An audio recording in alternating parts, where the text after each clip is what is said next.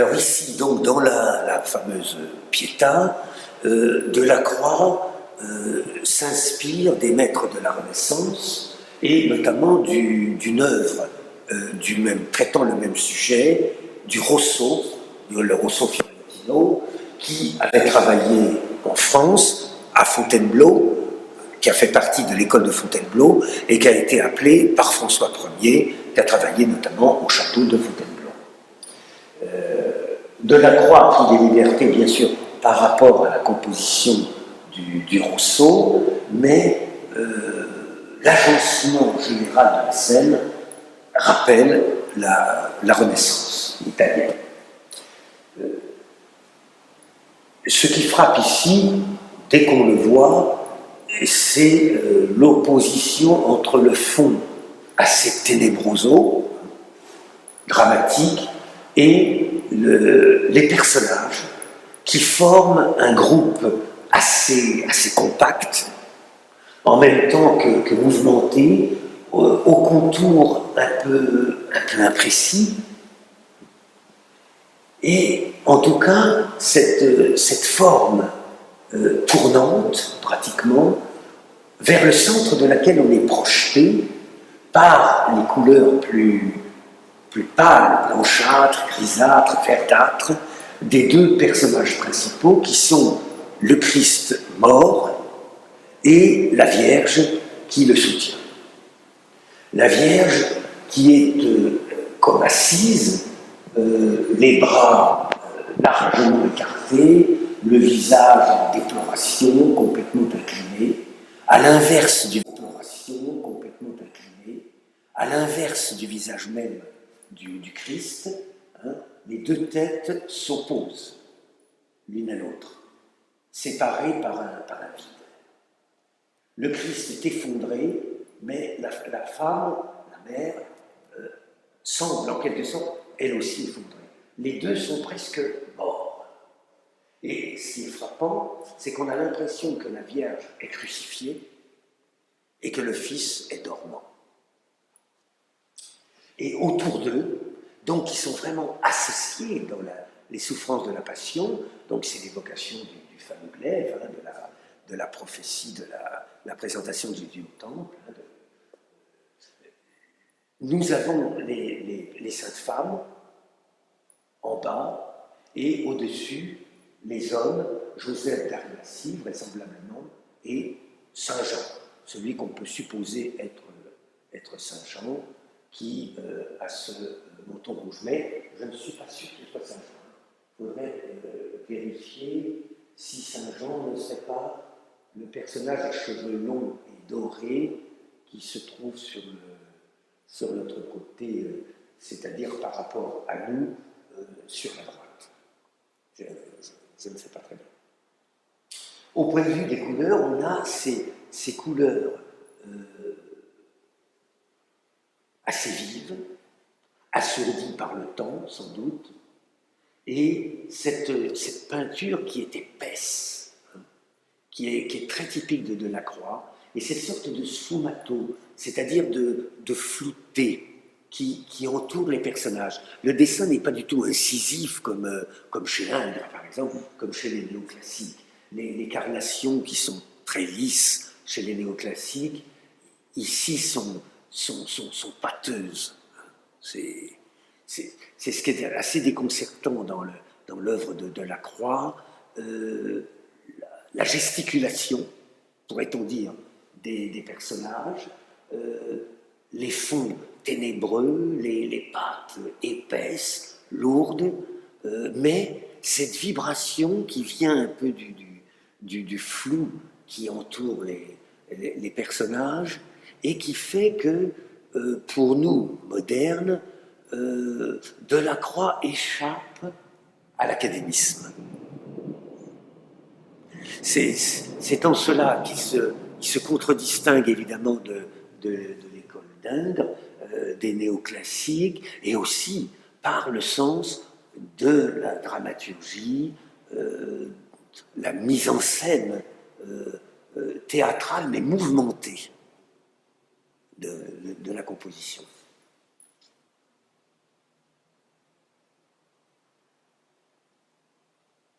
c'est charnu, c'est coloré, ça n'est pas diaphane comme les œuvres néoclassiques, qui recherchent une espèce de pureté glacée qui exprime la transcendance au moyen de la convention. Ici, on recherche, il y a une quête de la nature. Alors, il faut savoir aussi qu'à cette époque, Delacroix a été influencé par ses voyages. Il a déjà fait le voyage d'Angleterre, notamment, et en Grande-Bretagne, il a connu la peinture de paysage, le romantisme anglais. Il a beaucoup aimé, d'ailleurs, son voyage en Angleterre. Il a été ensuite en Italie, et il y a un écho aussi de la nature, la présence de la nature chez lui, et on pense même que par là même, il anticipe le naturalisme postérieur, l'école de Courbet notamment, voire même plus tard, alors, l'impressionnisme.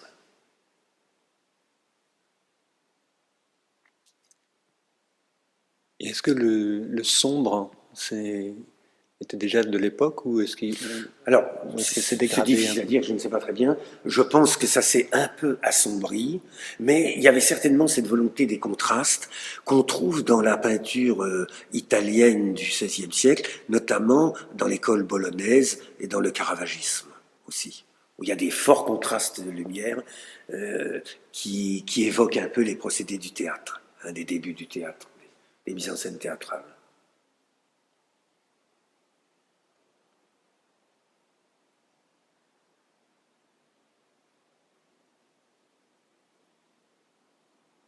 Est-ce qu'on voit une sorte d'interprétation théologique qui aurait été dictée à l'artiste ou est-ce que l'artiste était libre de sa composition? Je crois que dans ce cas, il a été à peu près libre. Ça, faudrait vérifier l'historique vraiment très précisément du tableau. Je pense qu'on lui a commandé une pietà et il l'a faite dans le souvenir, dans ses références culturelles et historiques. L'origine et l'emplacement de notre église Saint-Denis du Saint-Sacrement sont liés à des religieuses, les bénédictines de l'adoration perpétuelle du Saint-Sacrement. Leur mission, comme leur nom l'indique, était de développer la piété eucharistique, en réaction contre le protestantisme, dans le contexte de la contre-réforme catholique de la fin du XVIe, début XVIIe siècle. Elles étaient originaires de Lorraine, où la famille Guise, branche de la maison de Lorraine, se fit les champions de la cause catholique. Elles arrivèrent à Paris en 1674, sous Louis XIV, ayant dû quitter leur monastère de Toul en raison des guerres qui sévissaient en Lorraine. Des guerres multiples entre le duc de Lorraine et la France qui voulait lui imposer un protectorat. Elles logèrent d'abord dans la maison de leur ordre, rue Cassette, près de l'actuel Cateau. Mais l'espace faisant défaut, elles durent aller chercher ailleurs un asile et se fixèrent dans le Marais. C'était alors le quartier à la mode et il s'était couvert de somptueux hôtels particuliers, parmi lesquels celui du maréchal de Turenne, maréchal général de France, tué en Alsace, qu'il avait reconquise sur les impériaux en 1675. Il devait croiser 2 fois Saint-Denis puisqu'il fut enseveli près des rois de France à Saint-Denis, d'où Bonaparte le transféra aux Invalides en 1800. L'hôtel du maréchal était à l'angle de la rue Saint-Claude et de la rue Neuve-Saint-Louis, percée en 1616 et axe de ce quartier élégant. Elle prit son nom actuel de Turenne en 1865. C'est dans cet hôtel, reçu en don de sa nouvelle propriétaire, la duchesse d'Aiguillon, que les filles du Saint-Sacrement vinrent s'installer définitivement. Elles y firent leur entrée solennelle le 16 septembre 1684, donc 10 ans après leur arrivée à Paris. Il fallait une chapelle, l'acquisition d'un terrain de 384 toises, environ 800 mètres, permit de la construire là où se trouvent aujourd'hui les fonts baptismaux et les lieux furent organisés en monastère.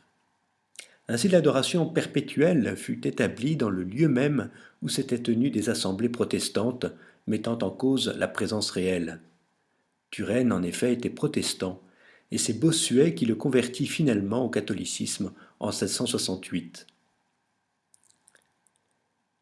À la Révolution, le couvent renfermait 19 religieuses de chœur, une novice, 9 sœurs converses et 3 séculières, les ayant rejoints, et une bibliothèque de quelques 1000 livres.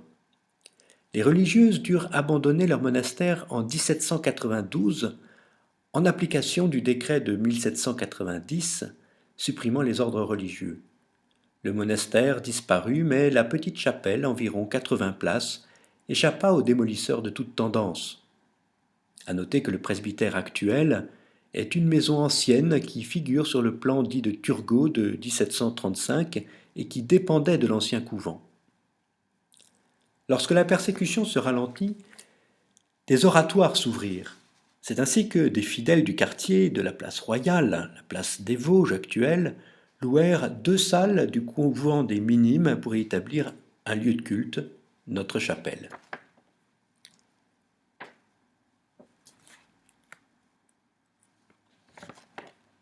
Notre chapelle étant devenue un magasin militaire. C'est donc le couvent des Minimes qui fut le berceau de notre paroisse.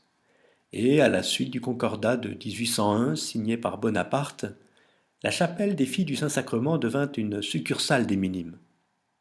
C'est elle pourtant qui fut érigée en paroisse avec un curé et une délimitation précise de sa circonscription en 1803. Comme il fallait la restaurer, le culte continua aux Minimes, où le centre de la paroisse fut provisoirement maintenu, et ce ne fut que le 21 décembre 1809 qu'ayant été bénie par monseigneur Jalabert, vicaire général de Paris, elle fut rendue au culte sous le vocable de Saint-Denis au Marais, vocable décidé par les vicaires généraux le 18 décembre précédent. Pourquoi Saint-Denis? Premier évêque de Paris? Une hypothèse voudrait que ce soit parce que son premier curé, l'abbé Poitevin, se nommait Denis. Cela semble une explication qui n'a pas grand sens. Plus convaincant semble le fait que plus aucune église de Paris n'était sous ce patronage, puisque les 2 églises qui lui étaient dédiées avant la Révolution avaient été détruites. Il s'agissait de Saint-Denis de la Passion ou du Pas, en souvenir de son martyre, et de Saint-Denis de l'Incarcération où il aurait été emprisonné, toutes 2 dans l'île de la Cité, et que Saint-Denis de la Chapelle était encore hors les murs de Paris. La chapelle Saint-Denis devint vite trop petite pour une population en pleine croissance. En effet, l'aristocratie abandonnait le quartier pour aller au faubourg Saint-Germain et était remplacée par des commerçants et des artisans bien plus nombreux. En 1823, la ville de Paris achète le terrain en vue d'édifier l'église actuelle, moyennant une indemnité aux dames religieuses. On choisit un architecte de renom, Étienne Hippolyte Gode, qui dessine les plans. Pour ne pas interrompre le cours des cérémonies religieuses, on commença par construire le chœur. Quand il fut achevé, on put, en y transportant l'exercice du culte, démolir l'ancienne chapelle et lever à sa place le complément de l'église, la nef et le péristyle. Le gros œuvre est achevé en 1835, donc en 10 ans. Et on dit que l'église serait bâtie sur pilotis, ce qui n'est pas impossible vu la nature du terrain. Elle est aussi consacrée, avant même d'avoir reçu sa décoration intérieure et extérieure, le dimanche 4 juin 1835, par monseigneur Hyacinthe Louis de Quélen, archevêque de Paris. Notre église a donc 168 ans. Son centenaire fut célébré en octobre 1935 par monseigneur Verdier, et chaque année, on fête le 4 juin, le jour de sa dédicace.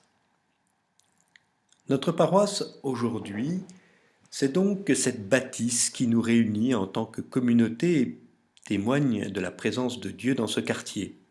Elle peut, elle aussi, comme son histoire, nous apprendre beaucoup sur la personnalité de Saint-Denis et sur son âme que nous avons à faire vivre.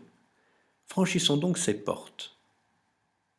Avez-vous remarqué sur les vitres en verre dépoli, les portes intérieures, les 2 ostensoirs, rappelant la vocation première de ce lieu à l'adoration perpétuelle? Vous aurez remarqué que c'est un plan basilical qui reprend celui des premières basiliques romaines. La raison de ce choix est une raison symbolique plus qu'un parti pris esthétique, se référait à la foi des premiers temps de l'Église pour réagir contre la déchristianisation liée à la Révolution. Ce plan fut celui de nombreuses églises élevées à Paris sous la Restauration entre 1820 et 1850.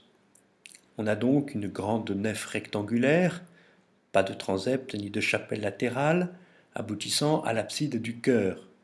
Cette nef repose sur 12 colonnes, symbole des 12 apôtres, encore marquées des croix de consécration, et prolongée par 4 colonnes dans le chœur et de même style que les 6 colonnes du porche.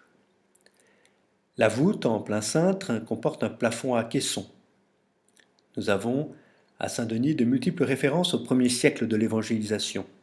D'abord le plan, ensuite les statues de Saint-Pierre et Saint-Paul, Saint-Denis, bien sûr, l'apôtre de la Gaule et évêque missionnaire de Paris au IIIe siècle. On le voit dans le chœur en grisaille, donnant une remarquable impression de relief, une sorte de BD de Pujol qui représente le succès de sa prédication et le passage du paganisme au christianisme. Saint-Denis est au centre. À droite, le prêtre païen amène un bœuf à l'autel, mais plusieurs hommes s'en écartent dans une attitude de refus et se tournent vers Saint-Denis. À sa gauche, une foule composite se presse et un catéchumène reçoit le baptême. Au fond, à droite, le temple païen, à gauche, le temple chrétien, c'est-à-dire notre Église. Hippolyte God n'a pas été très novateur. Il a repris pour notre Église celui de Saint-Pierre du Gros-Caillou qu'il avait construite 4 ans auparavant. C'est une église quasi jumelle de la nôtre, lequel empruntait son fronton et son plan basilical à Saint-Philippe du Roule, édifié en 1772 par Charles Grain, le maître de God. Si l'on ne s'attache pas au symbolisme, l'ensemble peut sembler assez plat et s'est exposé à de féroces critiques. Par exemple, je cite, « C'est pitoyable vraiment de considérer la plupart des choses qui se sont exécutées pendant les années qui viennent de s'écouler.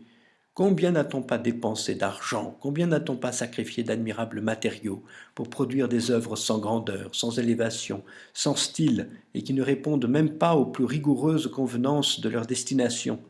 Certes, nous ne sommes pas de fanatiques admirateurs du passé, mais nous ne craignons pas d'affirmer qu'à aucune époque on a élevé des monuments aussi déplorables sous tous les rapports. Nous devons reconnaître que nous n'avons jamais rien vu d'aussi follement ridicule que cette église Saint-Denis, écrit un chroniqueur anonyme du journal des artistes vers 1840. Mais c'est peut-être ce grand rectangle carré qui donne précisément à notre Église cette convivialité et simplicité propice à cimenter les amitiés. Les basiliques de Rome étaient par excellence des lieux de convivialité et d'échange, et ce n'est peut-être pas par hasard que l'Église les a pris comme référence.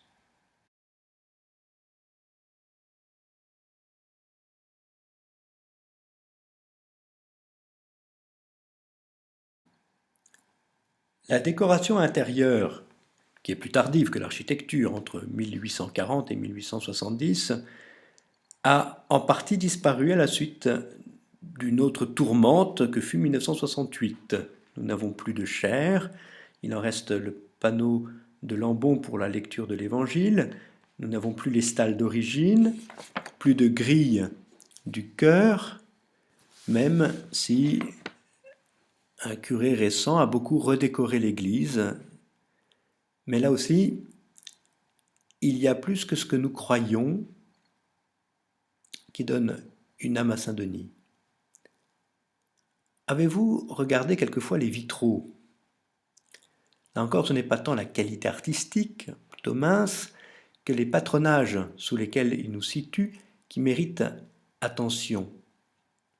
Il y a Sainte Clotilde, Sainte Geneviève, il est de tradition que son évocation soit associée à celle de Saint-Denis, Saint Charles Borromée, Saint François de Sales. Peut-être une prédestination de Saint-Denis à accueillir un jour une maison du séminaire de Paris, installée depuis 1984. Les tableaux sont dominés bien sûr par celui de Delacroix dans la chapelle Sainte-Geneviève, à droite en entrant.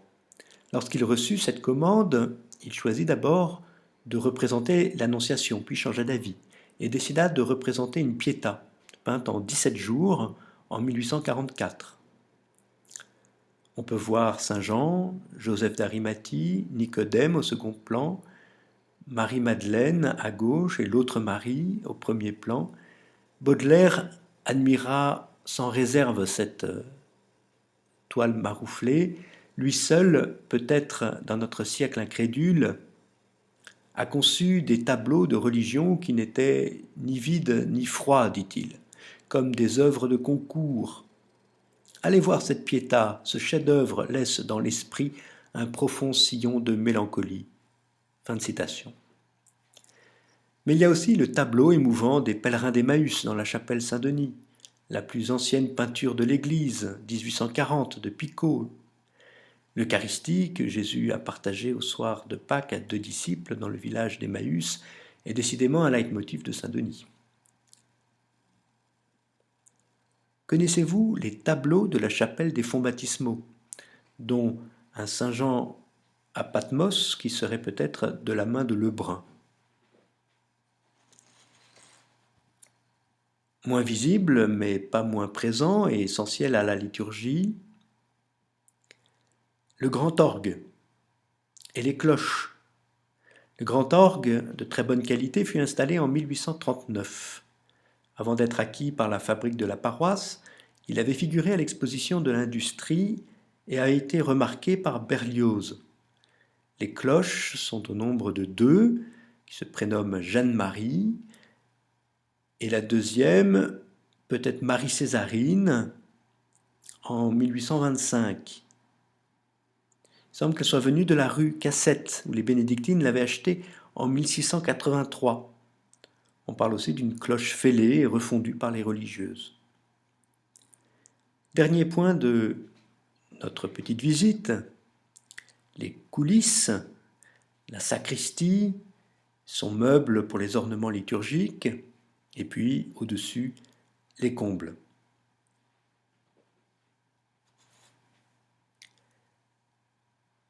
Cette brève visite peut mettre en appétit pour donner aux visiteurs l'envie de continuer à découvrir notre Église.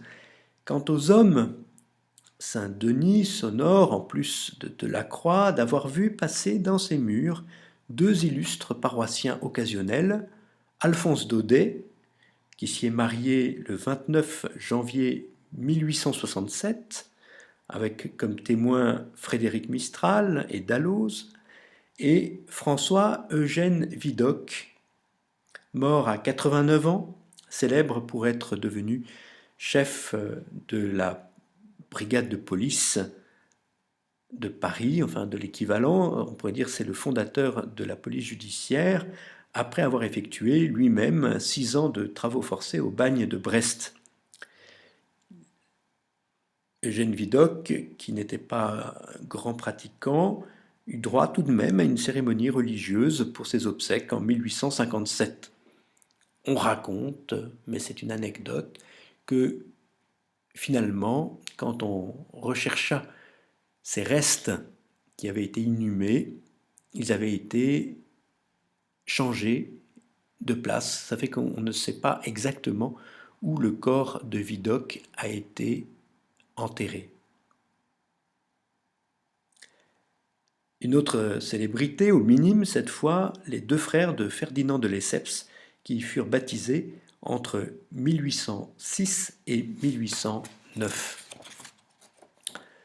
Voilà, à travers un peu de l'histoire et de la physionomie de notre Église, les racines que nous cherchons à revivifier. Premièrement, à l'origine de notre paroisse, il y a 2 communautés religieuses, les bénédictines et un peu les minimes, ordre mendiant fondé par saint François de Paul en 1435. C'est sans doute le signe d'une orientation toute spéciale vers la prière, peut-être spécifiquement l'adoration, et vers la dévotion de l'Eucharistie. Cette origine est aussi le signe d'une tradition de vie, de communauté, de partage. Enfin, on a parlé de la construction de l'Église, redépart de l'évangélisation après l'œuvre de déchristianisation révolutionnaire, et de tout ce qui renvoie au premier siècle chrétien, et donc de la résonance que ces références peuvent prendre dans le contexte actuel. C'est donc tout un programme et un enseignement qui est comme récapitulé en images dans le petit blason en émail qui est situé au-dessous du tabernacle et qui constitue les armes de la paroisse. Le fond est mi-partie bleu et rouge, les couleurs de Paris. Sur la partie supérieure bleue, le Saint-Sacrement, le calice et l'hostie marqués du chrisme. Et sur la partie inférieure rouge, le sang des martyrs, les initiales de Saint-Denis et le glaive du bourreau, en diagonale, la crosse épiscopale et la palme du martyr. En bas, la banderole Fides Caritas, que commente au fronton triangulaire du porche la représentation des trois vertus théologales. La foi, au centre, élève le calice et l'hostie. La charité à droite protège la faiblesse d'un enfant, et le livre ouvert à ses pieds, on peut lire l'admirable hymne à l'amour de saint Paul. À gauche, l'espérance appuie l'encre sur les tables à l'inscription hébraïque rappelant le Shema Israël, tu aimeras le Seigneur ton Dieu de tout ton cœur, de toute ton âme et de toute ta force. Quel est le quartier du Marais qui est confié à notre paroisse Saint-Denis du Saint-Sacrement? Comment inculturer à nouveau l'Évangile en inventant des témoignages, des projets qui soient en résonance avec ce que notre voisinage attend ou peut entendre? Notre paroisse est essentiellement installée sur le 3e arrondissement, plus exactement sa partie sud-est. Mais elle ne coïncide pas avec lui. Son territoire enjambe en effet la frontière du boulevard Beaumarchais, frontière depuis le XIVe siècle, puisque ce boulevard suit le tracé de l'enceinte de Charles V, construite de 1356 à 1383 et détruite à la fin du XVIIIe. Cette frontière est toujours sensible sur le plan architectural, entre le 3e et le 11e arrondissement, qui le prolonge à l'est, mais sur le plan économique et social, les deux arrondissements sont en continuité sur bien des points aujourd'hui. Notre paroisse réunit donc un morceau du 3e, plus récent, plus populaire et sans doute plus chaleureux, et la majeure partie du 3e plus solennel et imposant à l'effervescence branchée. C'est un bon équilibre. L'ensemble, un peu composite, s'étend de la rue du Temple à l'ouest au boulevard Richard-Lenoir à l'est. Sa limite nord englobe le square du Temple et suit les rues de Normandie, de Bretagne, des Fils du Calvaire et Oberkampf. Sa limite sud passe par les rues de Braque, des Quatre Fils, la rue Barbette, la rue du Parc Royal et des Francs-Bourgeois. L'église est quasiment au centre géographique de l'ensemble. La documentation utilisée est l'histoire jusqu'au XIXe siècle. Nous amènerons à parler essentiellement du 3e arrondissement, dont la physionomie démographique et sociale correspond exactement à celle de la paroisse, mais l'image d'ensemble qui se dessinera pour aujourd'hui inclut tout à fait l'autre rive du boulevard Beaumarchais.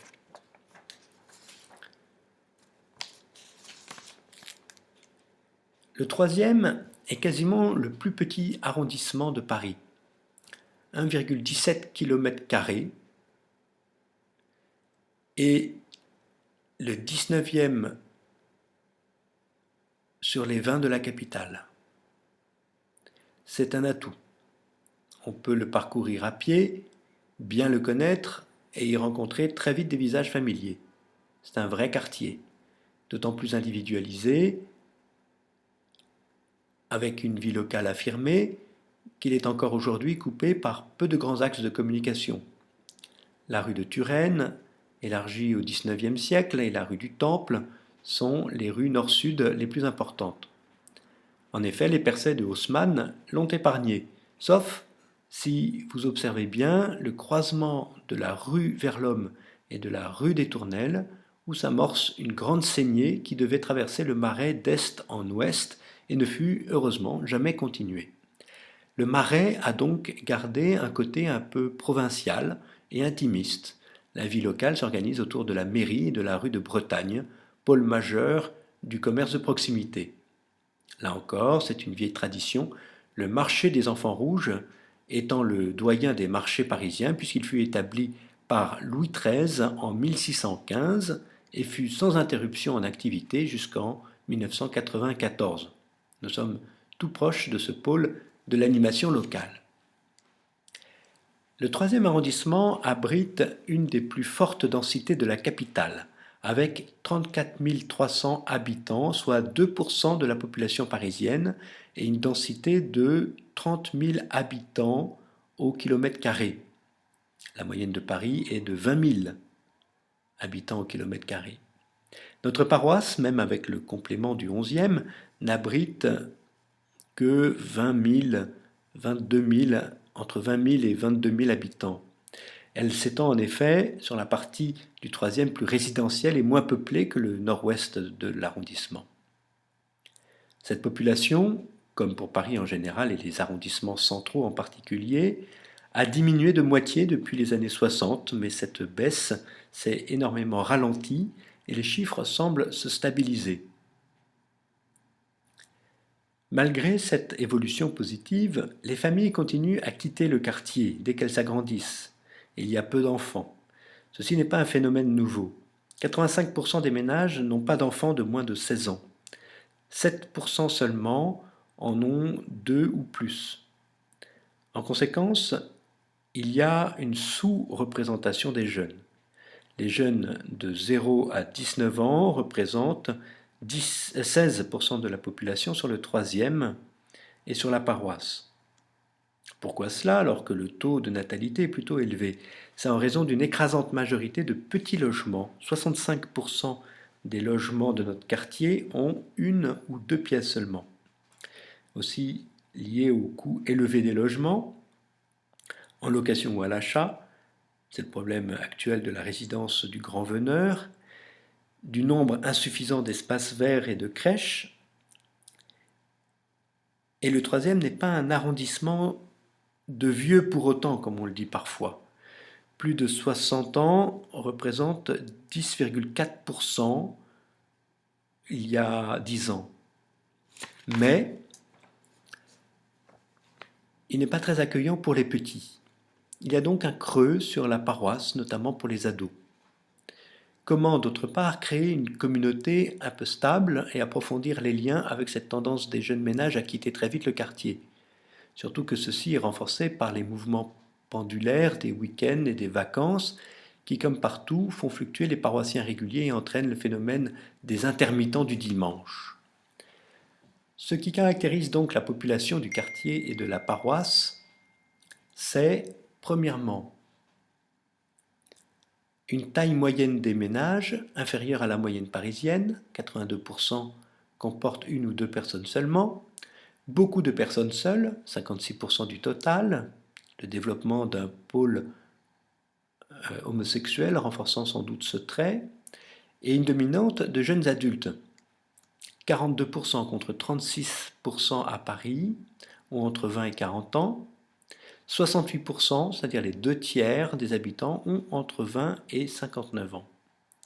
Ce sont les plus forts pourcentages à Paris après ceux du 2e arrondissement. C'est donc un des traits saillants des habitants de notre voisinage, avec ce qui lui est lié, un taux d'actifs très élevé. Voilà déjà des spécificités de Saint-Denis.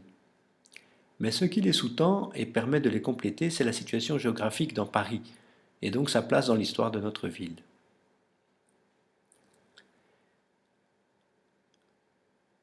Refaisons un peu d'histoire. Nous nous situons au centre,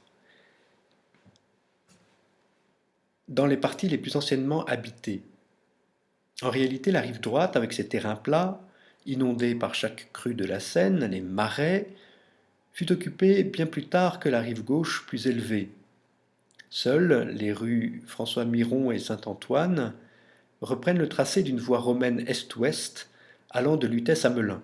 Il a fallu attendre le Xe siècle et l'installation de communautés religieuses pour que les marais soient asséchés. Le père de Philippe Auguste, Louis VII, y autorise les cultures en 1176 et ces terrains deviennent le jardin potager de Paris. Ainsi sont exploitées les coutures, ou les cultures, appartenant exclusivement à des établissements religieux dont seule la toponymie nous garde le souvenir. Le grand prieuré du Temple, véritable ville dans la ville, le prieuré Sainte-Catherine du Val des Écoliers, Sainte-Croix de la Bretonnerie, les Billettes, la rue des Coutures ou Culture Saint-Gervais fait résonner encore cette origine campagnarde comme celle du Pas de la Mule, du Pont-aux-Choux, la rue Pastourelle, la rue Portefoin. Jusqu'au XIVe siècle, il n'y a pas de route, seuls quelques chemins de terre sinuant entre les cultures. La seule ligne droite est un égout à ciel ouvert qui traverse en diagonale les prés gorgés d'eau pour drainer loin de la rue Saint-Antoine les eaux sales du quartier. Couvert en 1560, il est devenu notre rue de Turenne. En ce qui concerne les marais, il continue à marquer les sols. Saint-Denis serait construit sur pilotis pour cette raison. Ce qui va lancer le peuplement et l'urbanisation de ce quartier, ce sont les initiatives de deux rois, tous deux grands bâtisseurs, Charles V et Henri IV. Charles V va créer des conditions du développement du quartier en enfermant toutes ces terres cultivées dans une nouvelle enceinte, car elle se situait en dehors de l'enceinte de Philippe Auguste. Il la complète par la forteresse de la Bastille, pendant du Louvre à l'ouest. Il entend ainsi sécuriser une zone toute proche de sa nouvelle résidence. En effet, alors qu'il résidait dans le vieux palais royal de la Cité, palais de justice actuel, le prévôt des marchands, Étienne Marcel, et ses troupes en avaient forcé l'entrée et égorgé sous ses yeux tous les conseillers royaux en 1358. Charles V avait pris les lieux en horreur et quelques années plus tard s'était établi à l'hôtel Saint-Paul, nouvellement construit, en gros entre la Seine, le boulevard Bourdon et la rue Saint-Antoine. C'est François Ier qui fera abattre cette résidence. Dès 1388 commence à s'élever de l'autre côté de la rue Saint-Antoine l'hôtel royal des Tournelles, entre les rues Saint-Antoine, Saint-Gilles, des Tournelles et de Turenne actuelle. Comme à l'hôtel Saint-Paul, il y a toute une série d'habitations disséminées parmi les bois, des prairies, des terrains vagues pour les joutes du roi et de la cour. Le souvenir en reste dans la rue du Parc Royal. La famille royale s'y installe en 1404. Charles VI, Louis XI, Louis XII qui y meurt, François Ier y font des séjours. C'est là qu'est transporté Henri II, après un tournoi tragique. Sa veuve, Catherine de Médicis, ne supportant plus d'y vivre, fait tout raser, entre 1559 et 1563, et déménage au Louvre. Le Marais n'est plus quartier royal. Mais qu'importe, la vogue est lancée, les premiers hôtels sont construits par les nobles de robe, avides de transposer en ville les modèles des châteaux de la campagne. Ils y sont d'autant plus attirés qu'un mouvement général de lotissement des coutures se développe au milieu du XVIe siècle. Avec l'enceinte, les terres ont pris de la valeur et d'agricoles tendent à devenir résidentielles, ce qui est un bien meilleur rendement, et d'agricoles tendent à devenir ce qui est un bien meilleur rendement que les potagers. Les communautés religieuses ont donné l'exemple. Dès 1545, les coutures de Sainte-Catherine sont vendues par Maître Guillaume Payen et les vieux chemins de terre se transforment en rues larges et droites. Rue des Francs-Bourgeois, rue de Sévigné et rue Payenne, entre autres. Un temps freiné par les guerres de religion et le long du siège de Paris, la mode du Marais reprend de plus belle avec Henri IV. C'est lui qui va véritablement urbaniser le quartier. Il multiplia les projets et les fit réaliser tambour battant, comme s'il pressentait que le temps lui serait compté. Il voulait rendre Paris belle, placide et pleine de toutes les commodités et ornements qu'il sera possible. » Fin de citation. Sur les immenses terrains du palais et du parc des Tournelles, il décida de créer une grande place, la place royale, au-dessus, aujourd'hui la place des Vosges. Elle fut construite entre 1604 et 1611. Un autre superbe projet, la place de France, ne resta qu'à l'état d'ébauche. En 1608, Henri IV demanda à un riche adjudicateur des gabelles, Claude Charlot, qui a donné le nom à la rue Charlot, d'acheter les derniers terrains libres que le grand prieur du Temple mettait en vente.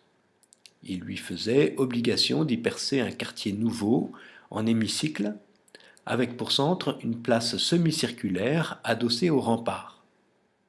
Cette place devait abriter, dans de hauts pavillons de briques et de pierre, une sorte de cité administrative.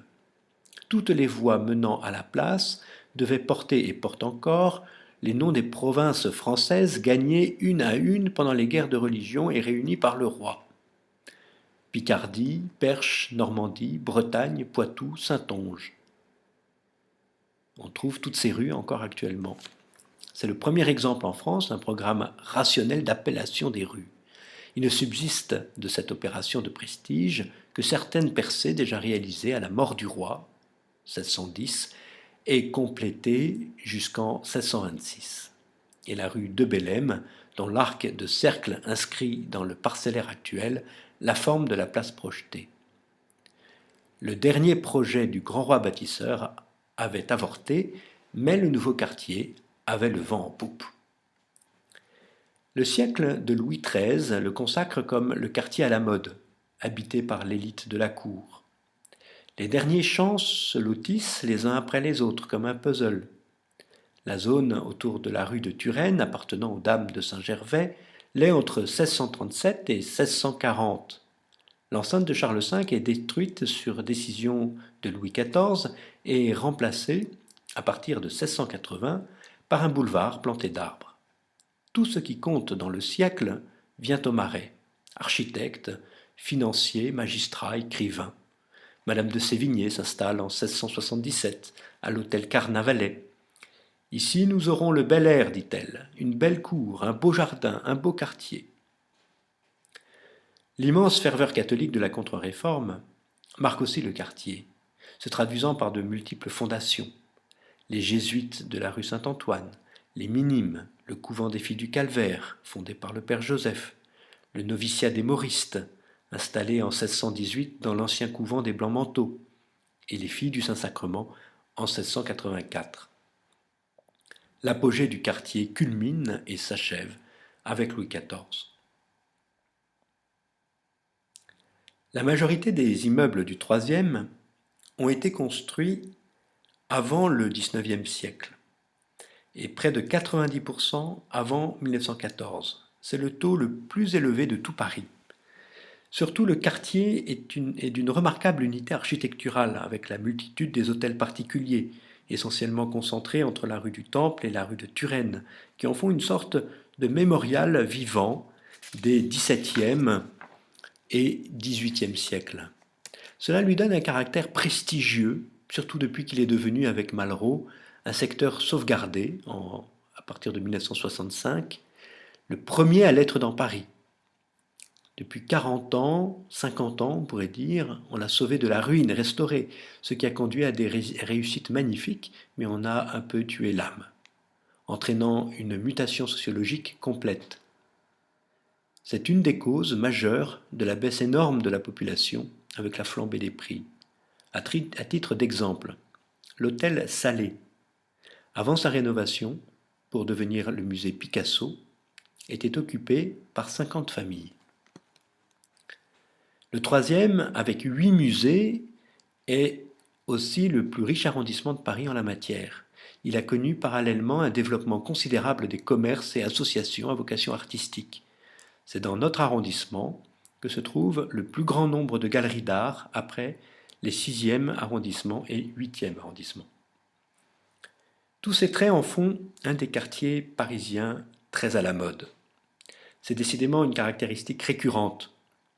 Cela entraîne plusieurs conséquences. Premièrement, une forte progression des cadres et professions intellectuelles supérieures. 30% des actifs, une proportion bien plus forte qu'ailleurs. Deuxièmement, un quartier attirant les bourgeois bohèmes, les bobos, le terme lui-même étant du dernier chic. Un quartier où les touristes sont très nombreux. Comment répondre à cela? Comment rejoindre cette population nouvelle et parler du bonheur de l'Évangile à ces étrangers ou ces branchés qui déambulent en rang serré les dimanches rue des Francs-Bourgeois, où tous les commerces sont d'ailleurs ouverts.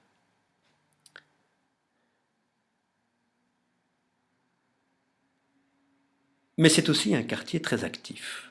À partir de 1720-1730, le Marais entre en défaveur. Les grandes familles émigrent au faubourg Saint-Germain et Saint-Honoré, même si on continue à y édifier de belles demeures. C'est surtout la Révolution qui touche le quartier de plein fouet. Les demeures des émigrés sont séquestrées, on déchristianise comme partout, les paroisses sont fermées, les couvents sont vides. Les filles du Saint-Sacrement partent en 1792. C'est au Temple que la famille royale passe ses derniers jours, et c'est de là que Louis XVI partira pour l'échafaud. La tourmente passée, la bourgeoisie occupe le quartier. Une ou deux familles se partagent les hôtels. On y développe aussi beaucoup les maisons d'éducation et des pensions, car il n'y a pas d'internat.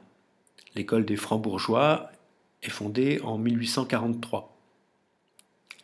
C'est avec Napoléon III que se produit une mutation. Les artisans et ouvriers que la révolution industrielle a multipliés dans Paris s'installent massivement au Marais. Les grands hôtels, avec leurs jardins immenses et leurs cours vides, sont lotis, colonisés par des ateliers et des bâtiments parasites. On démolit, on dégrade énormément. La population explose. La cohérence du quartier est préservée, mais l'ensemble se paupérise et devient partiellement insalubre. Aujourd'hui, les artisans et ouvriers sont devenus minoritaires, mais ils représentent encore un petit tiers des actifs, surtout dans le nord du 3e arrondissement.